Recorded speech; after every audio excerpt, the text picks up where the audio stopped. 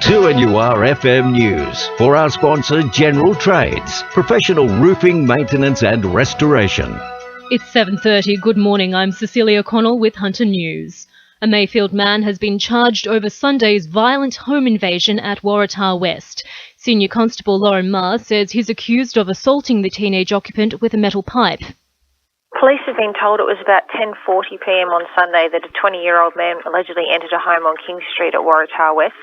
A 19-year-old man inside the home sustained a 5-centimetre cut to his head and bruising after he was allegedly hit with a metal pole or pipe. Police from Newcastle City Local Area Command were called to the scene and initiated an investigation. The man was arrested at Newcastle Police Station yesterday and granted conditional bail.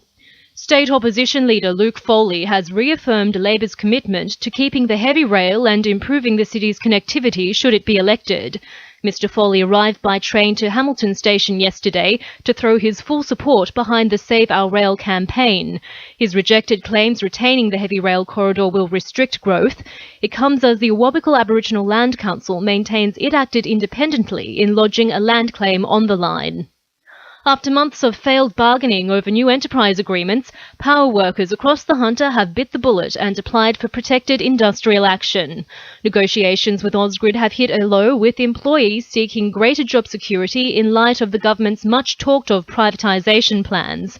Secretary of the Electrical Trade Union, Steve Butler, says a list of options will be put on the table. We've determined through our delegates that the best course of action is to make an application to Fair Work to get a protected action ballot. That's a ballot run by the Australian Electoral Commission of Ausgrid employees and union members to determine whether those individual members want to take industrial actions as defined in a ballot paper.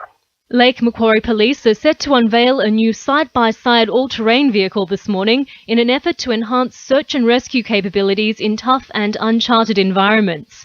The new addition is expected to improve access through once difficult-to-navigate areas, including sand dunes, state forests and national parks. Officers attached to field operations will also potentially be able to apprehend offenders who fled into off-road regions. And Lake Macquarie residents are being invited to try their hand in the sand tomorrow afternoon, with Blacksmith's Beach to host its inaugural sand sculpture competition. Public workshops commence at 3:30 and will guide beachgoers on how to build basic structures under the watch of world champion sand sculptor Dennis the Sandman Mousseau. Council's acting sustainability manager Sandy Pitter says it's all part of the Explore Our Great Outdoors program, which looks to inspire people to learn about and interact with nature. The whole aim is about getting people in Lake Macquarie to understand what a unique and beautiful environment that we live in. And the reason why we do that is because we know that if people are proud of where they live, they want to look after it. Now with sport, Belinda Delas Harris. The Newcastle Jets' fortunes have sunk to an all-time low, the club rocked by yesterday's shock resignations from Chief Executive Robbie Middleby and Chairman Ray Bartz. It's feared the move could force struggling owner Nathan Tinkler to relinquish his second football franchise in 7 months, ploughing an out-of-form Newcastle into crisis mode.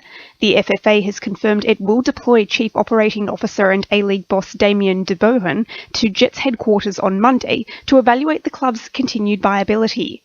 However, the governing body is denying speculation it plans to intervene and assume control at the end of the Asian Cup on January 31 if the franchise fails to seal the deal for a new buyer.